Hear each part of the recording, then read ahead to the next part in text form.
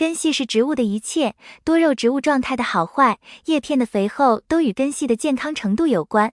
就好比我们牙好胃口就好，而对于多肉来说，就是根系好肉就肥。我相信很多肉友都知道这个道理，但是养好根系的大前提是，你种植的时候，根系就是健康的。那么，怎么保证上盆的时候，根系健康呢？大家好，这里是花花世界的频道。花花干啥啥不行，养多肉第2名，所以在平时养护中，如果遇到多肉烂根、化水、徒长，以及找不到养护方法的，还请关注我的频道，相信这里有你想要的答案。要保证上盆的根系健康，首先要做的就是修根，只有在修根阶段解决隐患，后面根系健壮的可能性才会更大。所以无论是新买的上盆，还是养了几年的换盆，修根都是一定要认真做的。说了这么多，肉该怎么修根呢？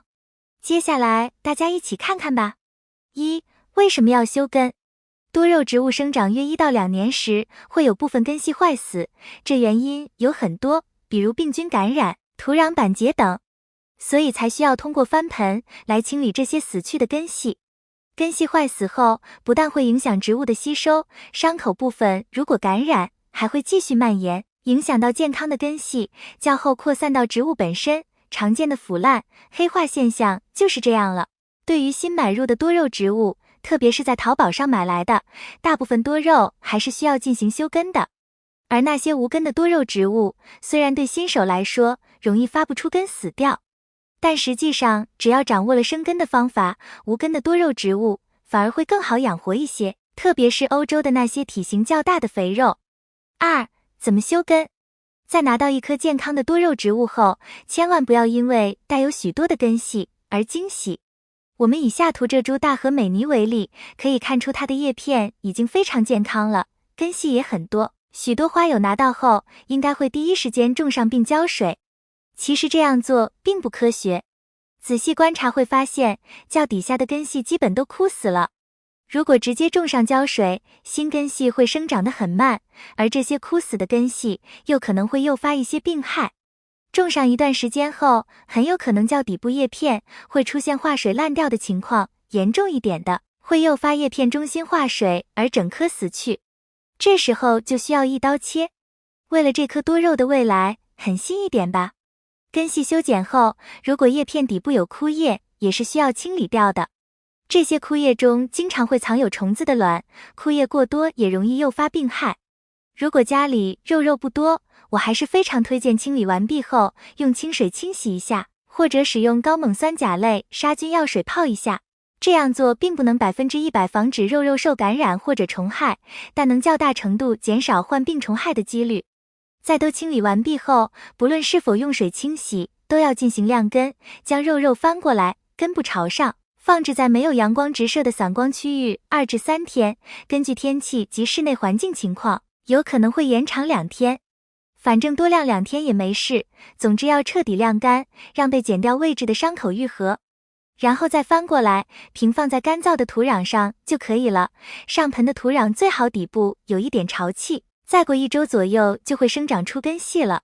我知道这个环节大家的通病就是没事翻过来看看长根没，所以这里我们一定要忍住，控制住自己。3. 特别注意事项。相信有太多花友吃过这个亏，漂亮的大茎叶拿回家后却养不活，也就是根系的原因。就以下图为例，可以看出它的状态已经很可爱了，而且还有杆子，虽然有点黑，但是木质化了，你以为是老桩，可千万不要被表象所迷惑，这种杆子才是较危险的，如果直接入盆种上，80%-90%都会腐烂死掉。所以再次狠心的把肉的手和脚都砍掉吧。因为枝干黑的比较多，需要将较底层的叶片掰掉一些，直到发现健康的枝干。掰掉的叶片不要扔掉，虽然这些叶片的健康程度不会太好，但也是可以夜插的。修剪清理完毕后，又回到上面的晾根环节，照搬就可以啦。修剪后重新生长出来的根系更加健壮，虽然会耗费较底层叶片的养分来供给根系，具体症状是较底层叶片发黄或干枯，但根系一旦扎稳，肉的生长就不愁了。关于生根的介质方面，平时家庭养护的话，还是主力推荐泥炭土加珍珠岩1:1和叶康加珍珠岩1:1。最后再废话一句，泥炭土虽不环保，但是生根效果确实好。另外，对于那些老桩的多肉植物，特别需要注意，有些是不用进行修根的。就比如下图中陶美人的老桩，它的根系情况就很好，这样的是不用修剪的，可以清洗一下直接种上。而且以这样的状态生长，长根速度会很快。它的褶皱的叶片也不用担心，一旦根系生长好后，吸收水分正常了，很快就会饱满起来。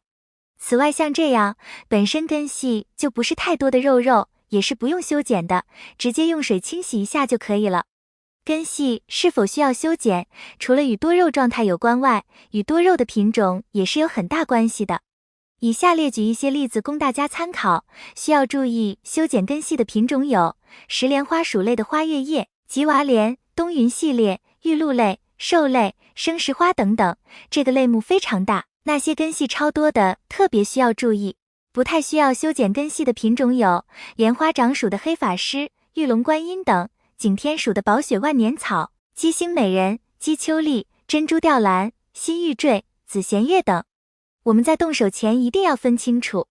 总结，对于多肉的修根，我们在敢于下手的同时，也要多学习养护知识，做到万无一失才是最好的。你们养多肉修过根吗？欢迎在评论区留言。今天的内容到这里就结束了，如有不足和纰漏，还请批评指摘。欢迎在评论区留言。